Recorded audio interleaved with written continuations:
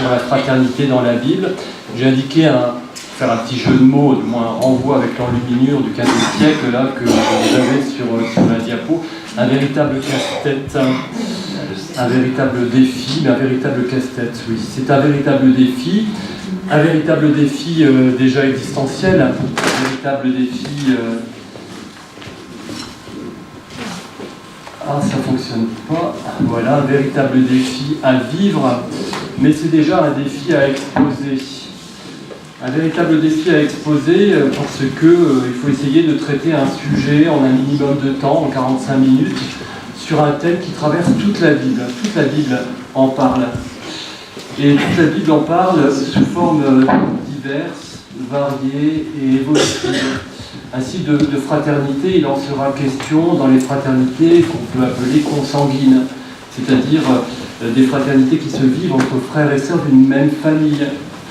C'est-à-dire deux sangs, citons par exemple Caïn et Abel, la fratrie Moïse, Aaron et Myriam, Jacob et Ésaü, Joseph et ses frères, Rachel et Léa, ou encore Marthe et Marie. Donc des fraternités consanguines, mais également des fraternités spirituelles, c'est-à-dire des fraternités de foi, des fraternités communautaires, celles des fils d'Israël, et puis celles que nous connaissons tous, celles que nous essayons de vivre ensemble, celles des frères et des sœurs en Jésus-Christ. En passant par des fraternités que j'ai appelées « Est-ce que tu viens pour les vacances ?» C'est-à-dire, pour ceux qui connaissent, des fraternités David et Jonathan, des fraternités amitié. Bon, c'était la petite touche humour, ne vous inquiétez pas, ça sera la dernière. Alors, le sujet, il est complexe, il est dense, il traverse toute la Bible, en plus il y a toutes mes limites, que je n'ai pas parlé mais que vous vous doutez, donc pour tout cela, c'est pas simple, il a fallu faire des choix, il a fallu prendre des options, une porte d'entrée. Et moi, la porte d'entrée que j'ai choisie, l'option que j'ai choisie, c'est d'entrer par le premier épisode de fratrie et de fraternité, c'est l'épisode de Caïn et d'Abel, en Genèse 4.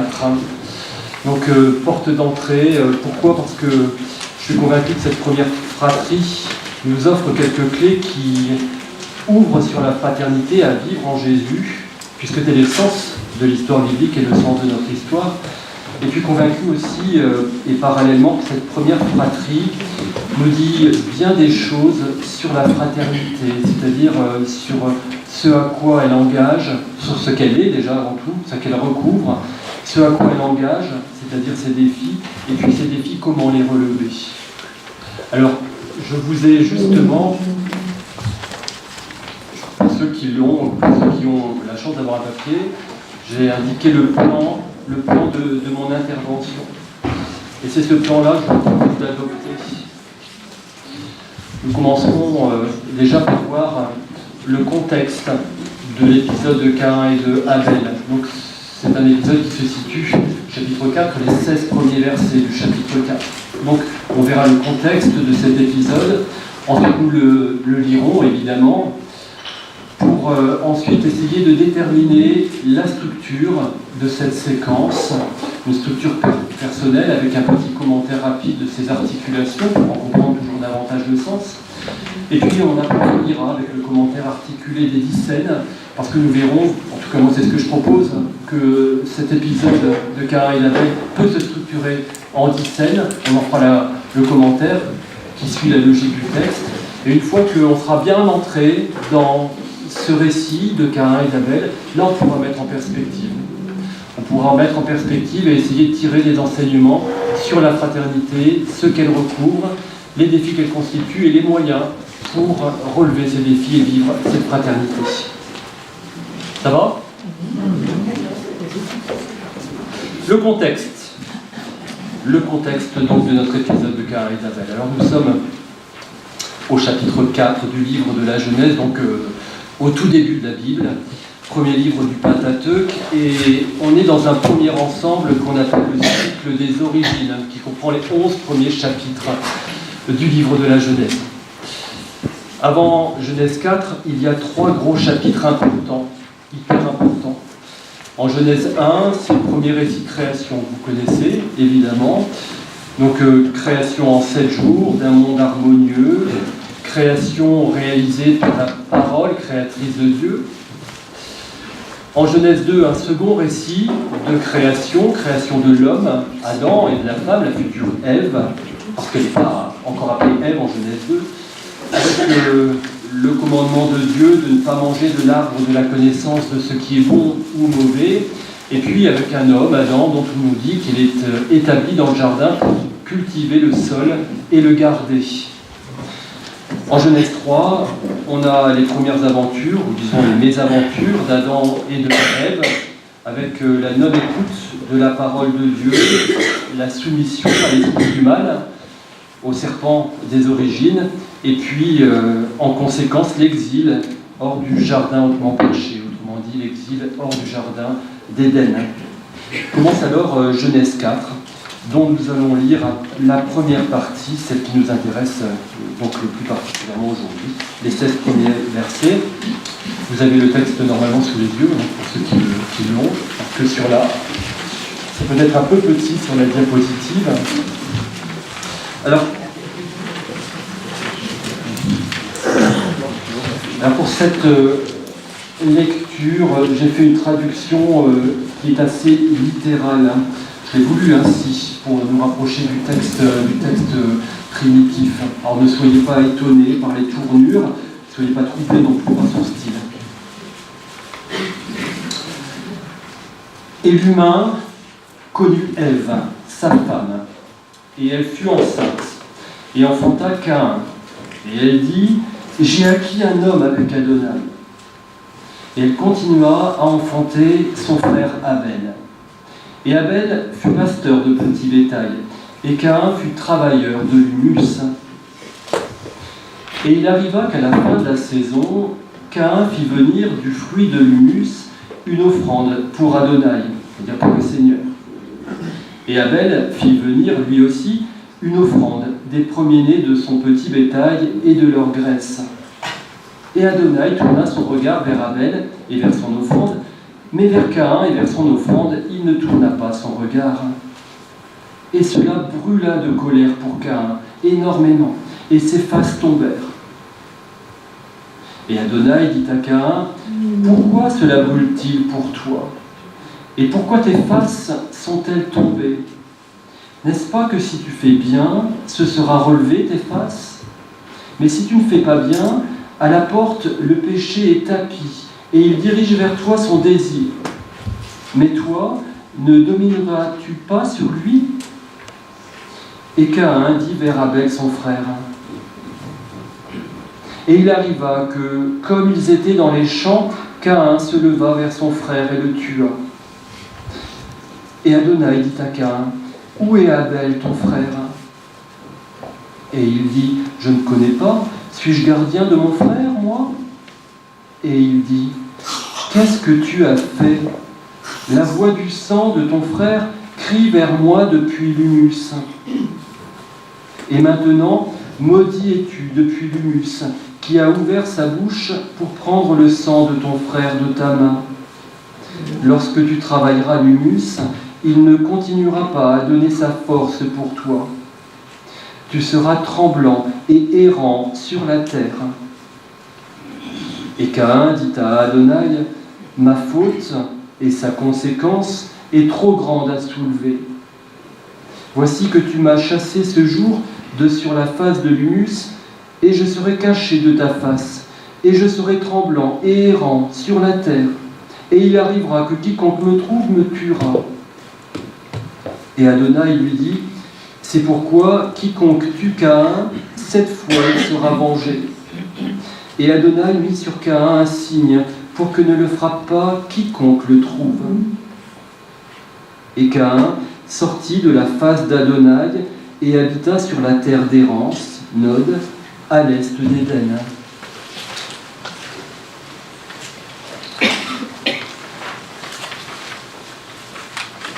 Alors quand on s'arrête sur la structure, ou quand on essaie d'établir la structure de ce premier récit de fraternité, il est possible d'y voir 10 scènes, comme vous le voyez sur la diapositive. Scène 1, scène 2, scène 3, scène 4, scène 5, etc. On commence par une sortie, la naissance de Caïn et de Abel. Et on termine par une autre sortie, la sortie de Caïn de la face d'Adonai et son errance. En exégèse, on appelle ça une inclusion, pour ceux qui me connaissent. Une inclusion, c'est-à-dire qu'on retrouve une même idée de sortie au début et à la fin. Et cette même idée fait qu'on a un ensemble assez cohérent, qu'on peut appeler péricope, peu importe. Ça montre bien qu'on a un ensemble cohérent. On commence par une sortie, on termine par une autre. Et ce qui est absolument extraordinaire, c'est qu'en plein centre, dans cette scène 5, je ne sais pas si vous voyez mon bitouillou, ça qui va dans la scène 5, eh bien, on a aussi une sortie, c'est la sortie d'Abel, son meurtre par Caïn. Sortie d'Abel qui est causée elle-même par la sortie de piste, ou la sortie de ses gonds de Caïn, avec sa colère, elle-même provoquée en scène 2 par la préférence affichée du Seigneur Adonai pour l'offrande d'Abel. L'intervention du Seigneur dans la scène 4, sous forme de 3 questions, conseils, de 3 questionnements, conseils, n'empêchera pas le fratricide. La suite, eh bien, c'est la scène 6. Le Seigneur interroge Caïn, le place en face de son acte par le biais de 2 questions reproches. Caïn y répondra par une question rhétorique. Notons l'encadrement du fratricide par 2 fois 3 questions. 3 questions avant posées par le Seigneur, Adonai, 2 autres questions après par le Seigneur et une question rhétorique qui est une réponse de Caïn. En scène 7, eh bien, la sanction tombe. Ce sera l'infertilité de l'humus et l'errance. Sanction minorée, scène 9, suite à la réaction de Caïn en scène 8, début de repentance et plainte. Ça va pour cette structure ? 10 scènes, avec au centre le fratricide, la sortie d'Abel, encadrée par la première sortie, la naissance de Caïn et d'Abel et la sortie de Caïn de la face d'Adonai en scène 10. Alors rentrons, si vous voulez bien, plus profondément dans le texte en essayant de le commenter de manière articulée.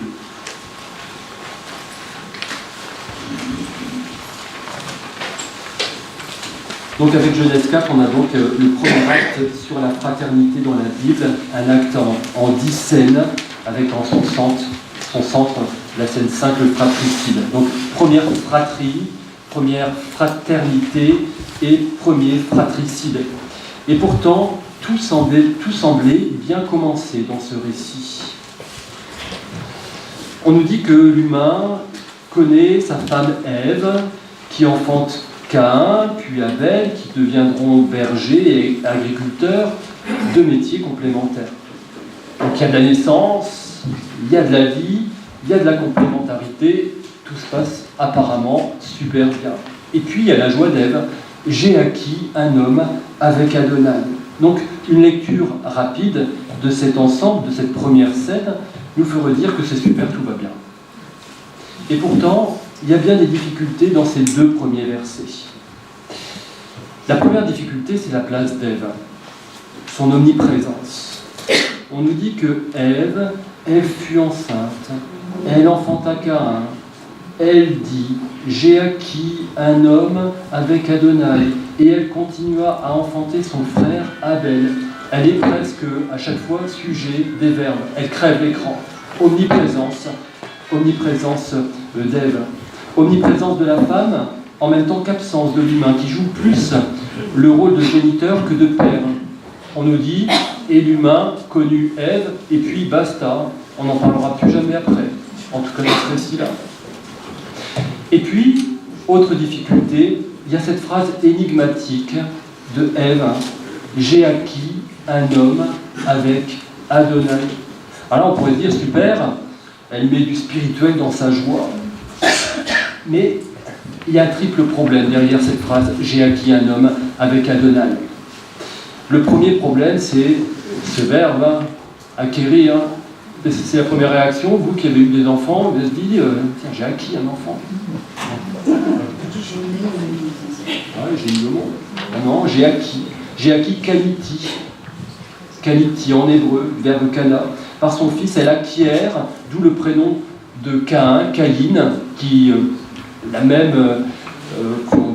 qui joue sur le verbe Cana.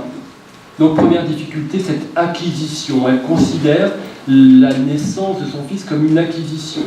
La deuxième difficulté, c'est qu'elle ne dit pas j'ai acquis un fils, mais j'ai acquis un homme. Elle acquiert un homme. Autre difficulté. Et puis la troisième difficulté, c'est qu'elle évoque, par cette expression j'ai acquis un homme avec Adonai, elle évoque le don de Dieu, ce qui est bien. Mais ce faisant ou ne faisant que cela, elle évacue Adam et le prive de sa paternité. Si on va plus loin, derrière ce « j'ai acquis un homme avec Adonai », il y a comme le cri d'une victoire, celle remportée sur la domination qu'est censée exercer son époux Adam sur elle, et que l'on retrouve quelques versets auparavant, en Genèse 3,16, quand le Seigneur lui dit, après son péché, « Ton désir te poussera vers ton homme, et lui te dominera. » Et puis, derrière la réaction d'Ève, il y a comme des élans égocentriques que l'on peut retrouver si on s'y arrête, mais c'est une interprétation personnelle, dans l'exclamation d'Adam suite à la sortie justement de la femme de sa chair, quand il dit « Voici cette fois l'os de mes os et la chair de ma chair, celle-ci on l'appellera femme, car c'est de l'homme qu'elle a été prise. » Tout ça, ça sent très très bon. Désir d'être au centre, d'être seul au monde, d'être comme des dieux. Ça sent un peu le péché et la convoitise de Genèse 3, déjà amorcé, si on s'y arrête à la fin de Genèse 2, avec l'exclamation d'Adam. Et puis, il y a Abel. Et elle continua à enfanter son frère Abel. Aucune exclamation de joie pour cet enfant. Un enfant qui est raccroché à son frère. Elle continua à enfanter son frère Abel. Abel en hébreu c'est Ebel, on dit Abel ou Ebel, et ça signifie buée, vapeur, fumée, vanité, quelque chose d'inconsistant. On retrouve ce nom de Abel en Qoéleth, on a eu la chance de l'avoir toute la lecture en office des lectures. C'est le premier verset, enfin le deuxième verset. Vanité des vanités, dit Qoéleth, vanité des vanités, tout est vanité. Et ce mot vanité, c'est Ebel que ça se dit. Alors c'est écrit ici, Abel, Abalim, Amer, Qoéleth, Abel, Abalim, Akol, Abel. Ça c'est pour vous dire que je lis l'hébreu, donc c'est bien. C'est bien pour l'humilité.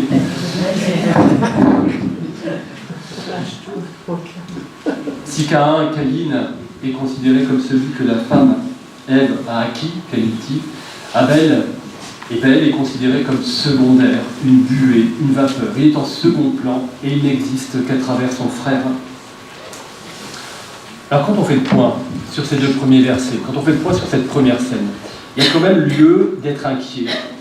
On a une mère omniprésente, fusionnelle, engluée dans la convoitise, et quelque part aussi dans la non-acceptation de la sentence divine prononcée à son endroit en Genèse 3. Et puis on a un père totalement absent, et un second fils qui n'existe que par son frère.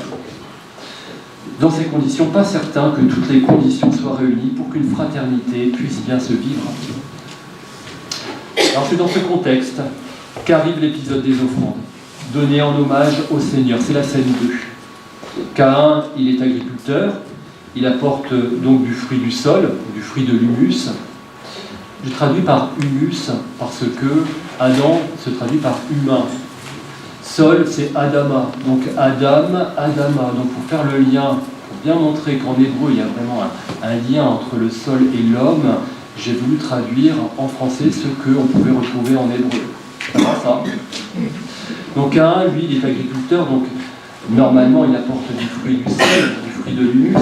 Abel, quant à lui, il est berger, il apporte donc des premiers-nés de son troupeau. Et la surprise, on nous dit que le Seigneur tourna son regard vers Abel et son offrande, et comme pour répéter l'expression, il est ajouté « Mais vers Caïn et vers son offrande, il ne tourna pas son regard ».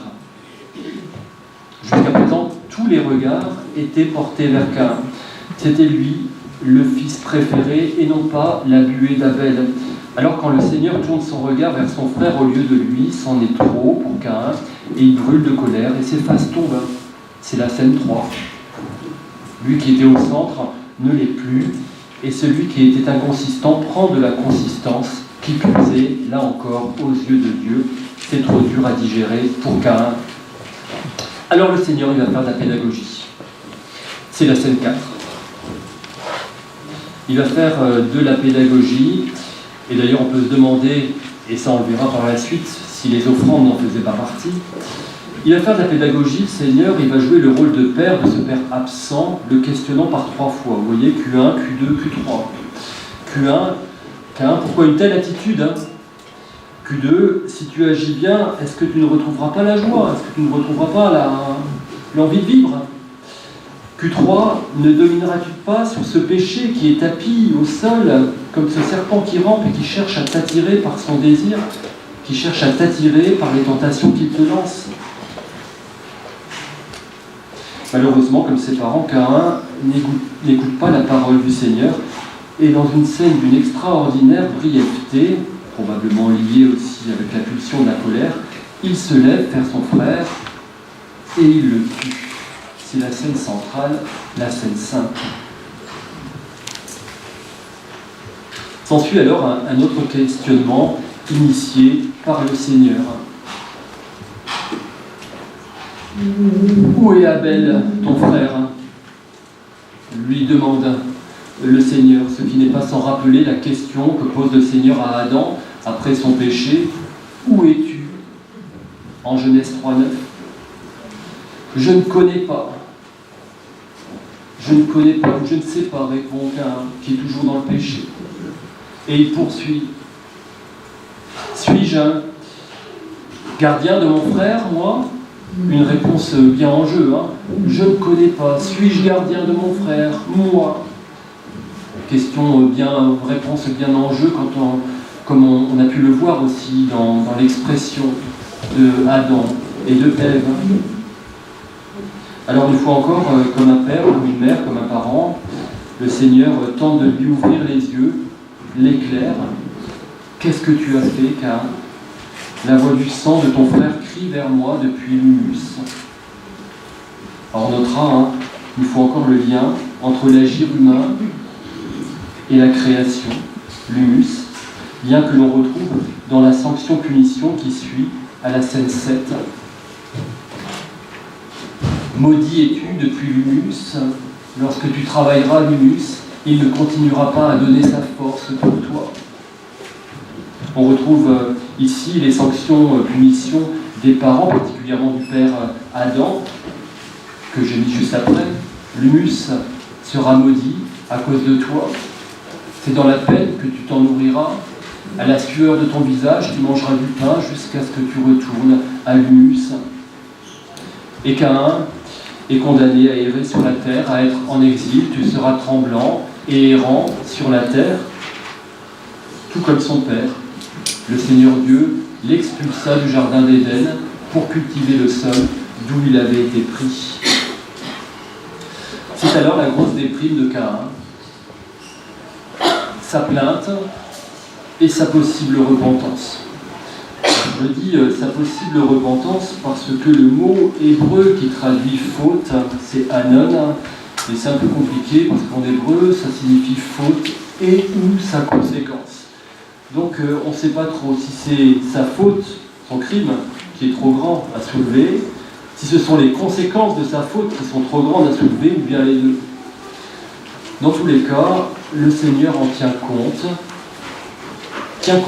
de la plainte et de la repentance de Caïn. Il pose un signe sur lui, afin qu'il garde la vie. C'est la scène 9. Cette prévenance du Seigneur, on la retrouve également en Genèse 3, quand le Seigneur fit pour Adam et Ève des tuniques de peau dont il les revêtit. Le Seigneur revêt Caïn d'un signe, comme il revêt Adam et Ève d'une tunique, montrant ainsi qu'il n'est pas un Dieu des morts, mais le Dieu des vivants. Et Caïn, sorti de la face d'Adonai, et il habita sur la terre d'errance, à l'est d'Éden, à l'instar de ses parents, expulsés du jardin d'Éden.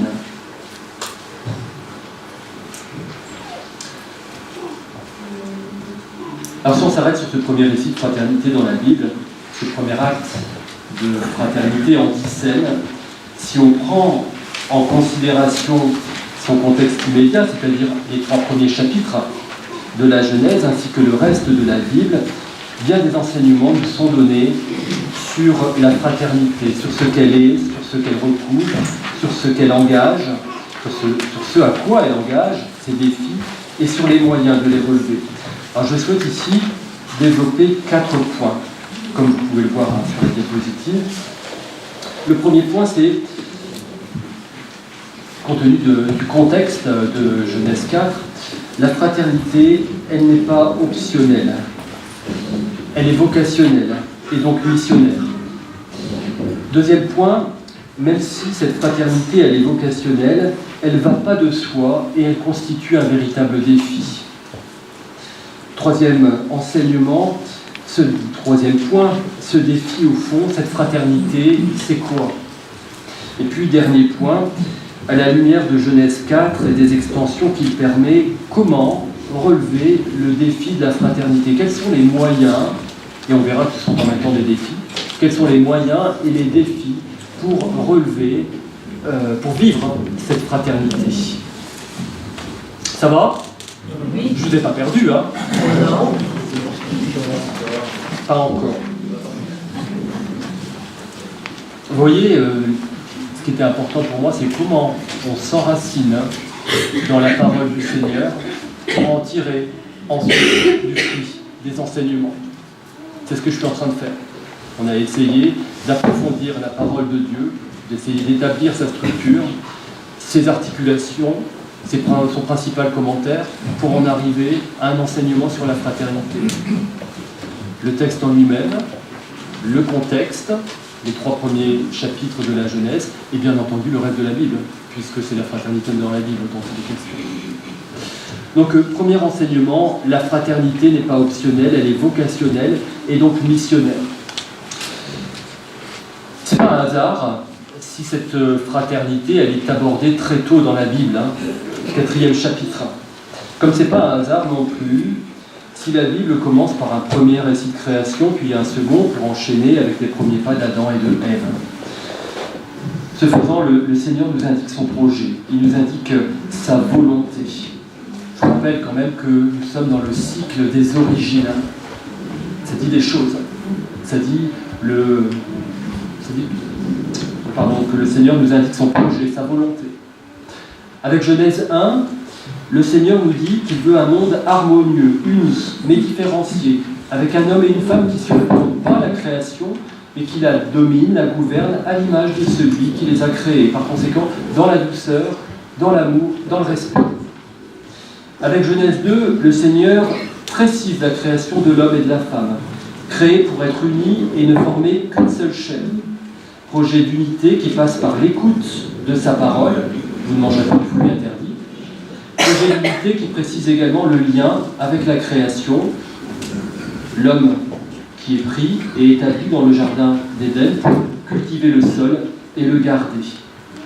Avec Genèse 3, le Seigneur nous dit le risque de ne pas écouter sa parole au profit de celle de l'esprit du mal. Ce risque, c'est la désunion d'avec Dieu, la désunion d'avec soi, d'avec les hommes, d'avec la création, c'est alors l'exil, symbolisé ici par la sortie du jardin d'Éden. Avec Genèse 4, enfin, le Seigneur nous dit que s'il veut un monde harmonieux, uni, un couple uni pour ne former qu'une seule chair, il veut aussi des hommes et des femmes unis entre eux par des liens fraternels. La fratrie devant en constituer un exemple, un modèle, une base sur laquelle s'appuyer. La fraternité, c'est donc ce que le Seigneur veut pour nous. Il nous appelle à être frères et sœurs, à vivre en frères et en sœurs, à partager cette joie du psalmiste, qu'il est bon, qu'il est doux, d'habiter en frères tous ensemble. Cette fraternité voulue par le Seigneur, eh bien, le Seigneur Jésus la révélera pleinement et la révèle par sa personne. Il se donne à nous pour que nous soyons fils adoptif du Père en lui. Et si notre vocation est de devenir fils avec lui, elle est forcément de devenir frères et sœurs entre nous. La fraternité, donc, n'est pas optionnelle, elle est vocationnelle, et par conséquent, elle est missionnaire, en ce sens où elle est mission à réaliser, fraternité à vivre. Toutefois, la fraternité, même si elle est vocationnelle, elle ne va pas de soi. Et elle constitue un véritable défi. Elle devrait aller de soi, la fraternité. Le problème, c'est qu'il y a l'esprit du mal, il y a le péché. Elle devrait aller de soi, mais force est de constater qu'elle ne va pas de soi, cette fraternité, qu'elle est difficile à vivre. On vient de le voir avec le fratricide de Caïn, mais on le verra ensuite avec Jacob et Ésaü. Et nous verrons tout à l'heure que ça commence bien avant la naissance. On le verra aussi avec Joseph et ses frères, même s'il y a des avancées sur la fraternité vécue. On le verra encore avec Léa et Rachel, qui se crèvent vraiment le chignon. On le verra aussi avec les fils d'Israël, les rivalités entre les tribus, les guéguerres entre le royaume du Nord, le royaume du Sud. Même dans le Nouveau Testament, où la fraternité s'étend à la communauté qui met sa foi dans le Seigneur Jésus-Christ, la fraternité n'est pas du tout cuite, et saint Paul s'évertuera à orienter ses frères, corinthiens notamment, mais pas seulement, à vivre le projet de Dieu dans l'unité, dans la diversité, dans un même corps, celui du Christ. Dans le Nouveau Testament, encore, il y a des regards portés qui ne sont pas forcément fraternels. Regardez Marthe et Marie. Regardez également le frère aîné du fils prodigue, même si c'est une parabole. Donc, la fraternité ne va pas de soi et constitue un véritable défi à relever et à vivre. Mais quel est ce défi ? Au fond, la fraternité dont on parle, c'est quoi ? Eh bien, on trouve déjà des éléments de réponse déterminants dans l'épisode de Caïn et Abel. Le premier élément de réponse, où est Abel ton frère ? Demande le Seigneur à Caïn. Je ne sais pas, répond-il. Eh bien, la fraternité, vivre en frère, c'est savoir où est son frère.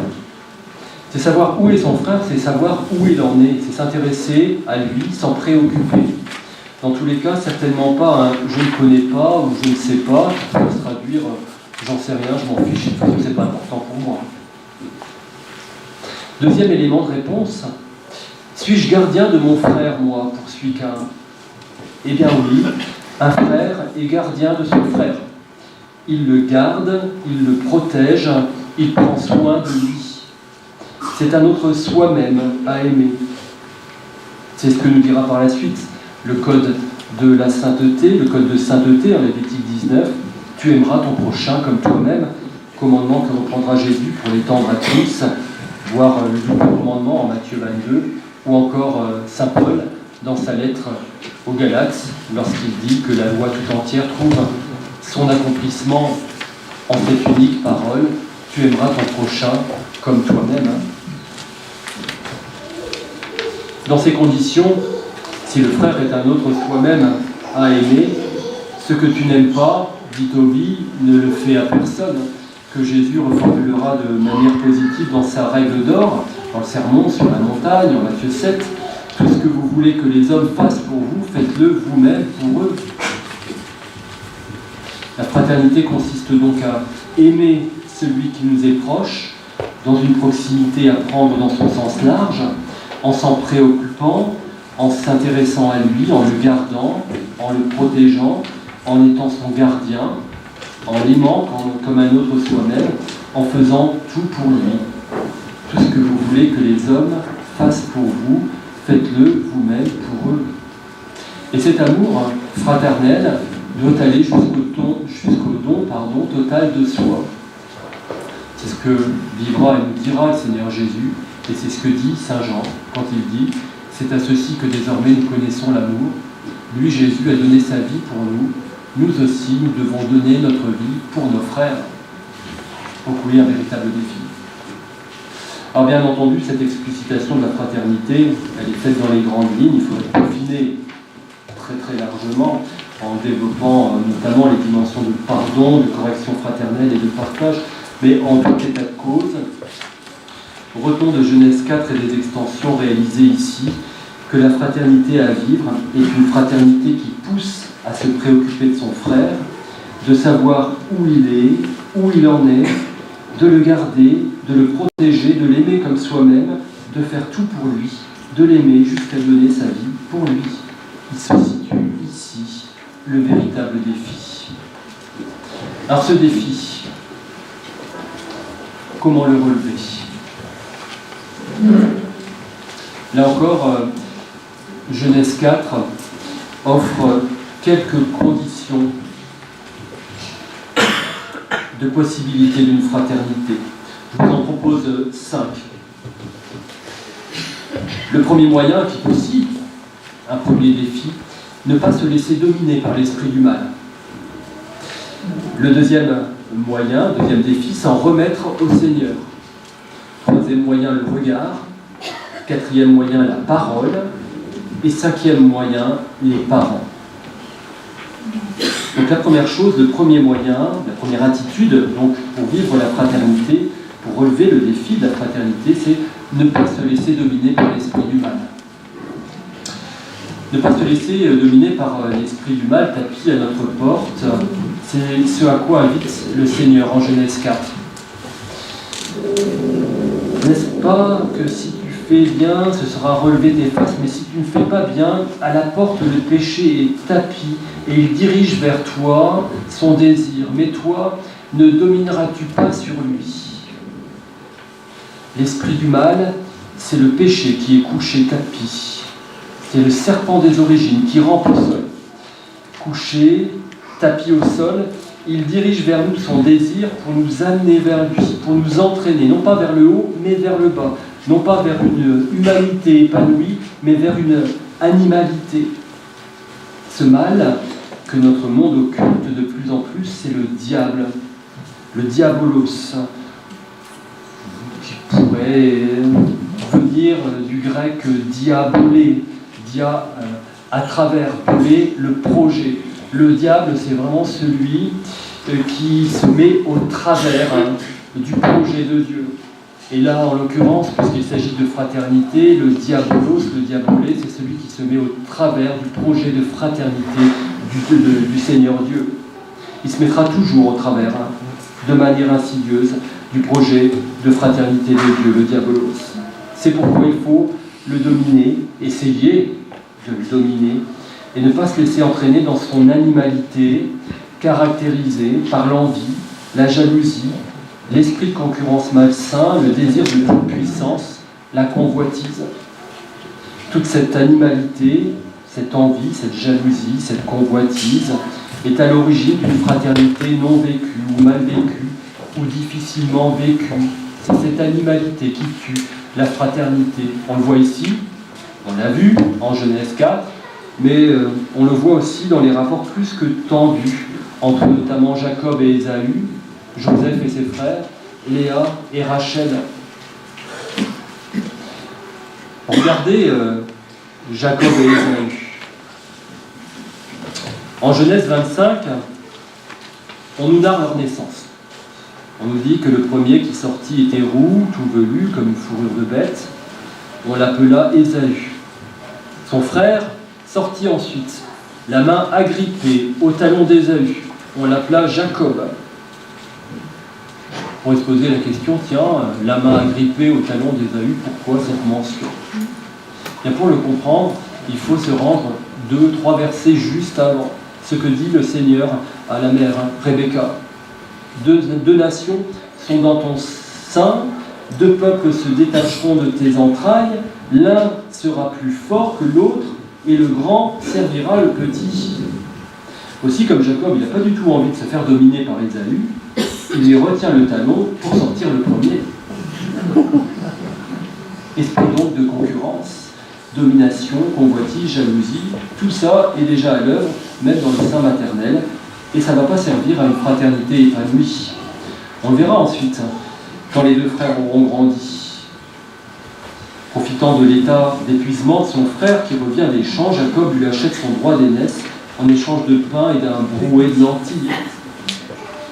Et comme si ce n'était pas suffisant, Jacob lui vole la bénédiction paternelle avec la complicité de sa mère Rebecca, en se faisant passer pour lui devant Isaac, devenu aveugle, certes pas sourd, mais le subterfuge fonctionne quand même. Du coup, Jacob s'exile pendant 20 ans chez Laban, le frère de Rebecca. Ce n'est qu'après que la réconciliation pourra se faire, mais au prix d'une certaine distance, comme Abraham et Lot. On se réconcilie, mais chacun chez soi, c'est mieux. Esprit de convoitise, donc, de jalousie, de domination, cocktail, qui tue la fraternité. Convoitise, jalousie, esprit de concurrence, on retrouve également tout ça chez les frères de Joseph, qui cherchent à faire disparaître le petit chouchou de Jacob, qui n'a pas caché sa préférence pour lui en lui donnant une tunique d'apparat. On connaît la suite. Convoitise, jalousie, esprit de concurrence, on voit également chez Léa et Rachel, les deux épouses de Jacob, qu'ils convoitent et font montre de rivalité. On pourrait multiplier les exemples. Dans tout état de cause, pour entrer dans la fraternité, il faut donc sortir de cet esprit de concurrence, de jalousie, de convoitise, de domination. Ne pas entrer dans la tentation de ce diable tapis à nos portes, ne pas se laisser dominer par lui. Donc pour ce faire, il faut sortir de soi. Il faut s'en remettre à celui qui peut nous sauver, notre Seigneur Dieu. Il faut s'en remettre à lui, s'en remettre à lui en l'écoutant, en lui parlant, en le priant. Exactement ce que ne fait pas Caïn dans notre épisode, malgré les 3 questions, les 3 perches que le Seigneur lui tend. Ainsi, au lieu d'écouter le Seigneur et de faire le bien, il préfère écouter la voix du serpent, comme ses parents, et faire le mal.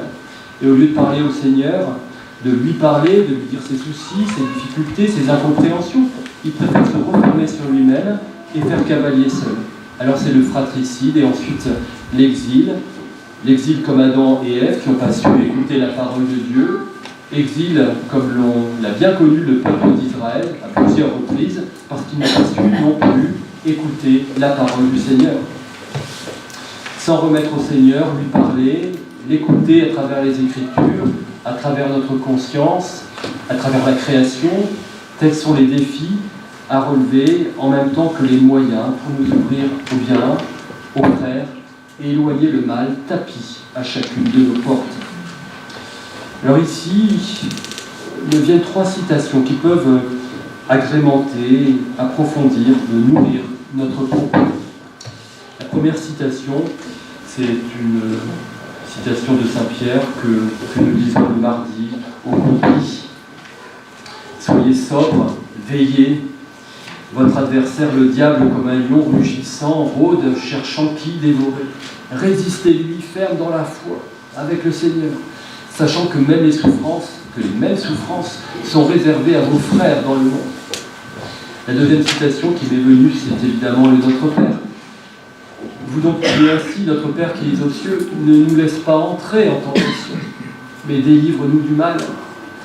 Et puis la troisième citation qui m'est venue, c'est Saint Paul dans sa lettre aux Galates, juste avant les fruits de l'esprit. La Galate de folie, oui. Écoutez-moi, marchez sous l'impulsion de l'esprit, et vous n'accomplirez plus ce que la chair désire. Alors, on les connaît, les œuvres de la chair. Haine, discorde, jalousie, emportement, rivalité, dissension.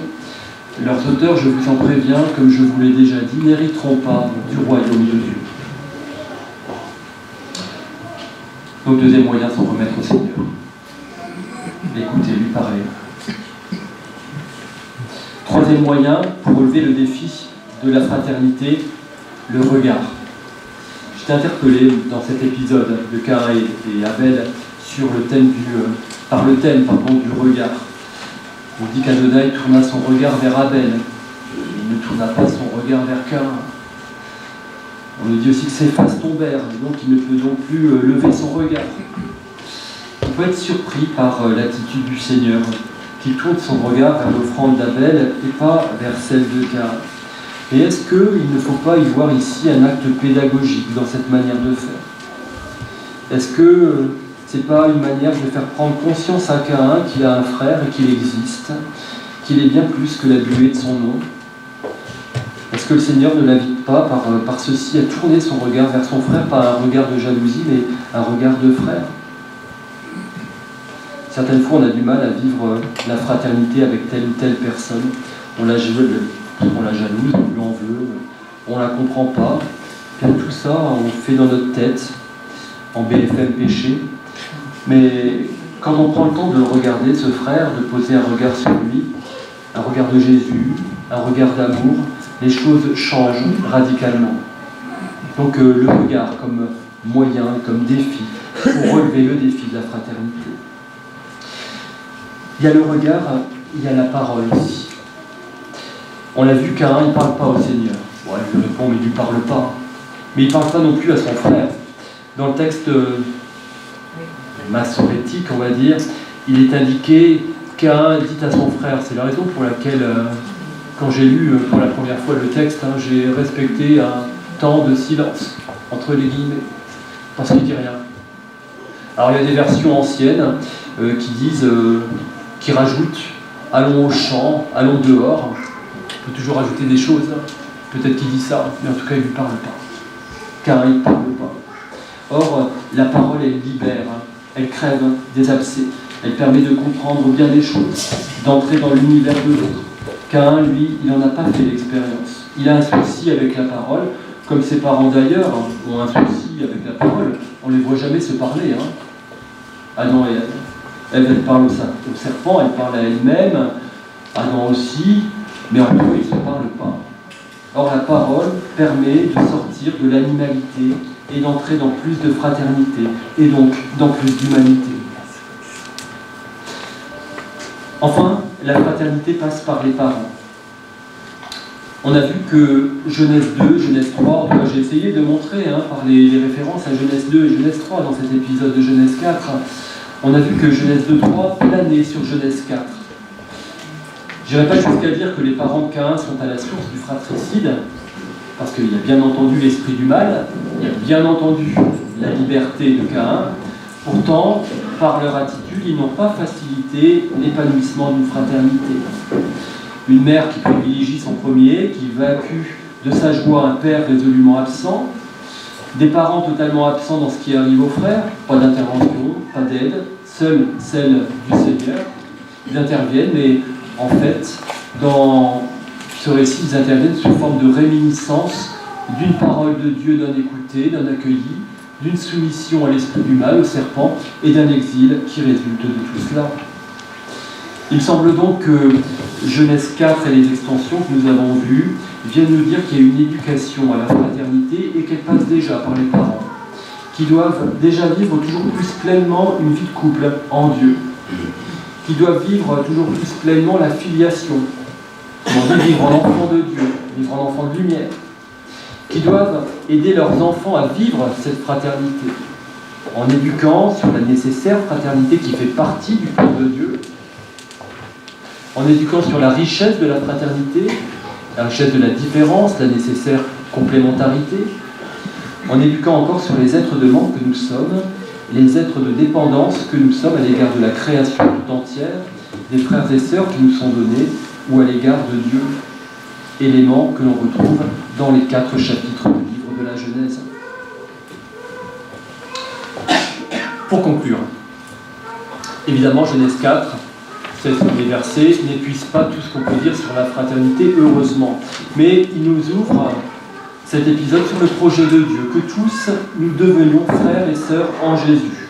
Ce faisant, il nous ouvre sur la filiation à laquelle tous nous sommes appelés. Ainsi, pour vivre en frère, il faut avant toute chose vivre en fils et en fille de Dieu. Et on retrouve l'ordre des choses des 2 commandements de Jésus. 1, tu aimeras le Seigneur ton Dieu de tout ton cœur, de toute ton âme et de toute ta pensée. 2, tu aimeras ton prochain comme toi-même. Deuxième chose, ce premier récit de fraternité, il se solde par un fratricide. Ça ne vient pas dire que la fraternité, elle est impossible, ça vient dire qu'elle n'est pas simple, la fraternité, et qu'elle est un véritable challenge, et qu'elle est à travailler avec le Seigneur.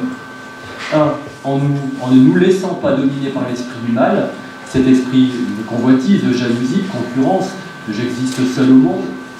2, en écoutant le Seigneur nous parler, en lui parlant, en le priant, en s'en remettant à lui, en adoptant une spiritualité du entre tes mains, je remets mon esprit. 3, en posant un regard de Jésus sur le vrai. 4, en dialoguant. Et puis 5, en éduquant les enfants à la fraternité, et donc en éduquant les parents à leur vocation de couple, de parents et d'enfants de Dieu. Tout ceci en sachant que la fraternité n'est pas optionnelle, mais vocationnelle, c'est-à-dire ce à quoi nous sommes appelés, et missionnaire, c'est-à-dire ce à quoi nous avons à travailler. Au fond, derrière tout cela, différents défis nous sont lancés. Un défi personnel, un défi communautaire, nous aider les uns les autres à vivre la fraternité, un défi familial, parental, et puis un double défi spirituel, un, lutter contre l'esprit du mal, et puis 2, nous unir toujours davantage au grand frère, au frère universel qui est notre Seigneur Jésus. Lui seul peut, par sa parole, son esprit, son Église, les frères et sœurs qu'il nous donne, nous permettre de vivre pleinement cette filiation et donc cette fraternité auquel tous nous sommes appelés.